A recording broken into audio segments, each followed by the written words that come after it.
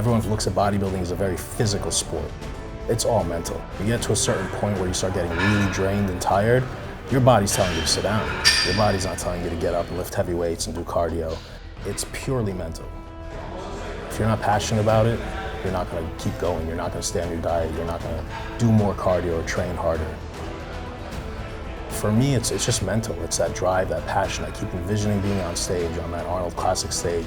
I envision getting interviewed after winning the title by Arnold on stage. So that's what keeps me going. I love it. I shine in prep. I shine and I become brighter when I suffer.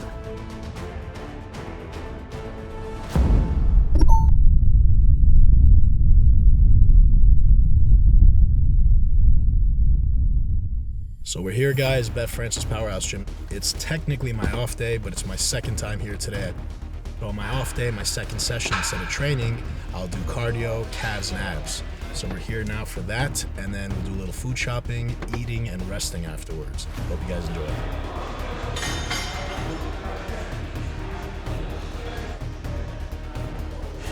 I'll start off with abs because sometimes you leave abs to the end of your workout and you get lazy. I start with leg raises. Hanging leg raises will really give you the detail and chisel out the lower abdomen and also the upper quad.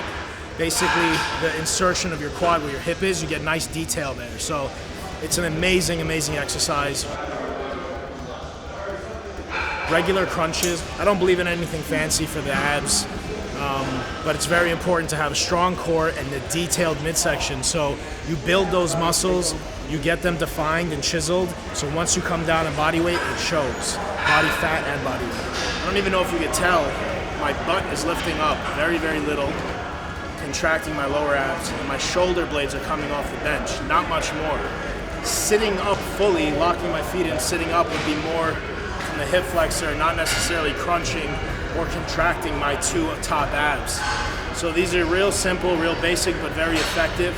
You'll feel the tension, you'll feel the burn. Just been grinding away, you know? Not too much drastic changes, just cardio, calorie deficit. Really working on conditioning and pushing it to the limit this prep, and I think I've accomplished that.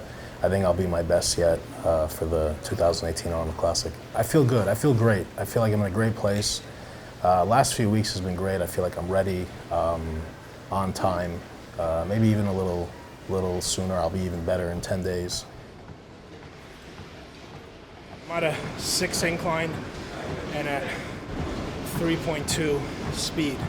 It's fairly slow, but as you could hear and see, it's working. I'm breathing heavy and I'm sweating, so this is good. And I'm not burning through any energy source. I just had protein so far today. I do 0 carbs, so it's definitely a fat burning day for me. I'll be burning fat. I'll have some fats later in the evening, but mainly on my off days it's protein, vegetables, little fat, no carbs.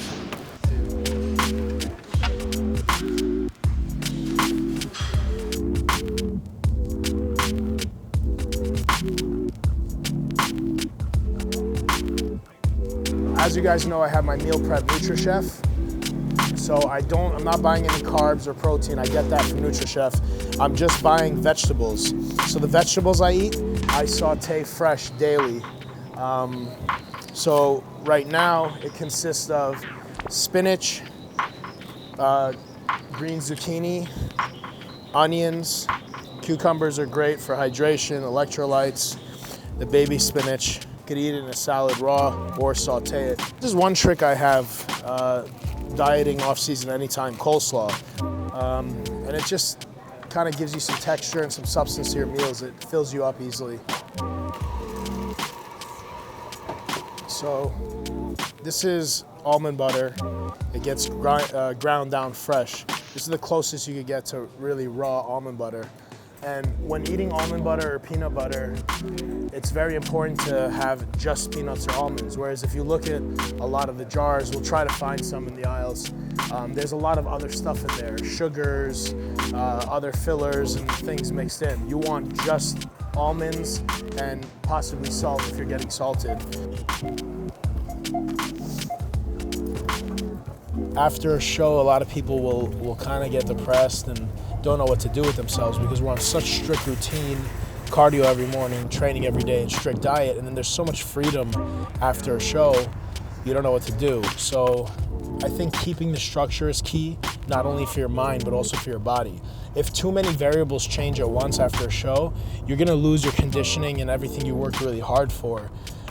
And that sucks. So yes, you have a little bit of freedom of eating, but if you just go off your diet completely and eat a lot, it's a tremendous shock. You'll put on a lot of fat and a lot of water weight, which isn't healthy or comfortable.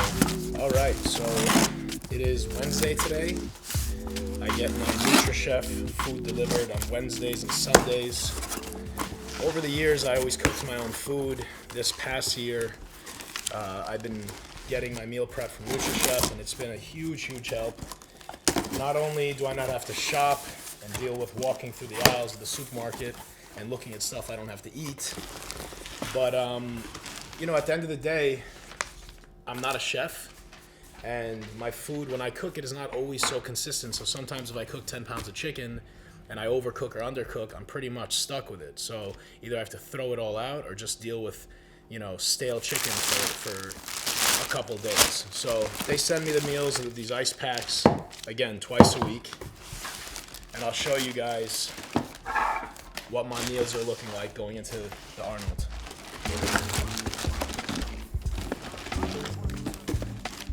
Okay, so my carb sources mainly have been sweet potato and white rice. So this is a sweet potato, how it comes. White rice, and I do some cream of rice meals. My protein sources, my first meal of the day is a lean steak. That's a hanger steak. So that's 1 meal a day of steak. This is the rice. I have 1 meal a day of whitefish, which is bronzino. I have 2 meals a day of chicken breast, right there. This is more sweet potato. And I have 1 meal a day, this is new in my diet, of sushi grade tuna, raw tuna, super, super lean. And it's a nice change, it's enjoyable. So those are my 4 protein sources. Chicken, which is about 2 meals a day, 1 meal tuna, 1 meal fish, 1 meal steak. I'm having about 5 meals right now at about 7 weeks out.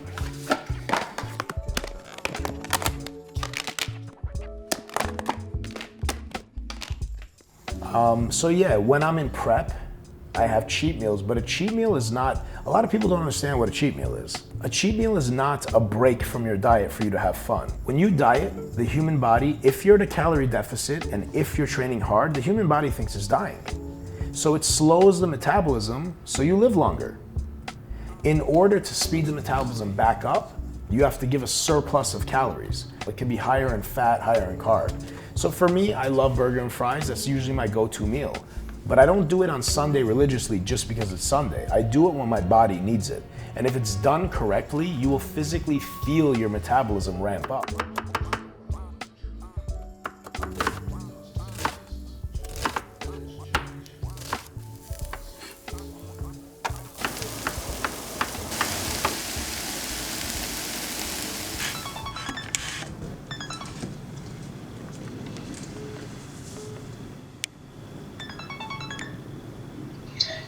Hey, bud. Hey, how you doing? I'm good. How are you doing? Good, feeling good. I've been following the plan the last 3 weeks. Haven't missed a meal.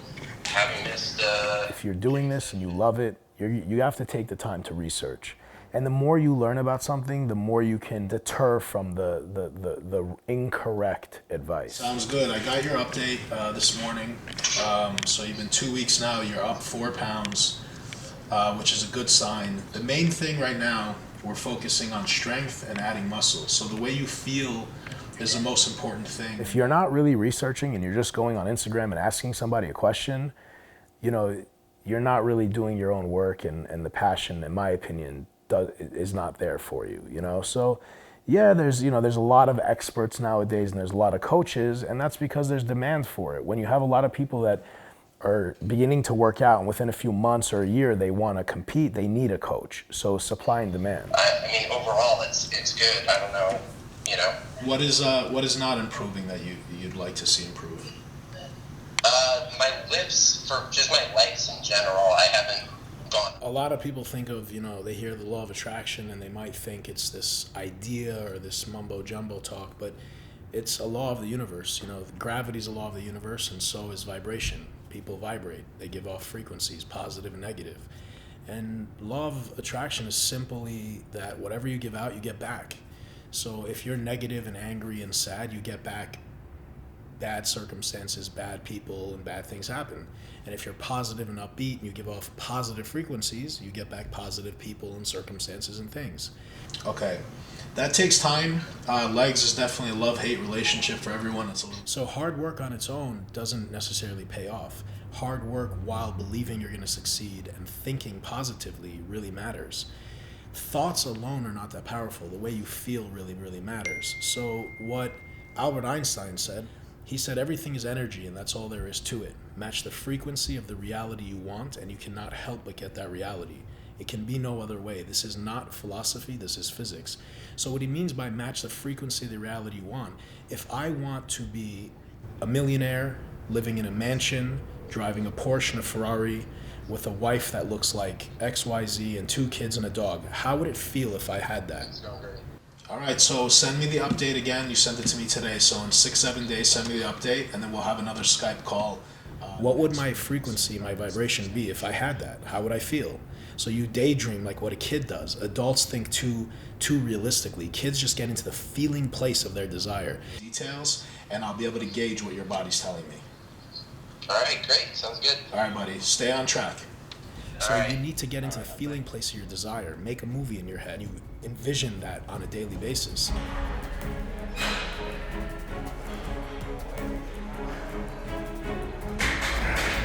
You need to have a good relationship with a coach. To not listen to a coach and not tell them is not a good idea. It's tough to do it yourself. It's good to have a second eye, especially when you're very close to this show. As focused as I am and as mentally tough as I am, you second guess yourself and you need someone else's outside opinion. It's good. And this man's very serious. It's a pleasure to work with a lot of different athletes. I've worked with a lot of different athletes for the last couple decades. This guy's easily one of the most serious people I've ever coached. He's very focused. He's all business, and you're going to see that in 6 weeks on stage. 2. The why is very important. Why you're doing what you're doing is very relative to what we're talking about. If you're trying to develop the body, so I've been trying to sculpt my body and have this perfect physique, which I don't believe it'll ever be perfect, but ideally that's what I'm trying to do. So that's my why, the art of bodybuilding. So everything that I do is based around that. So why you do what you do is more important than what you do and how you do it. If you know the why, you can fit in anything in life. If you know the why, you'll figure out the how. I feel like I'm going into this show now in 2018 as the underdog. But if I wasn't, it wouldn't make a difference. I do my best. I work as hard as I can. I've consistently improved since I turned pro in 2014. Every season I've gotten better. I'm continuing to improve. It's just the beginning for me. I'm just getting better and better.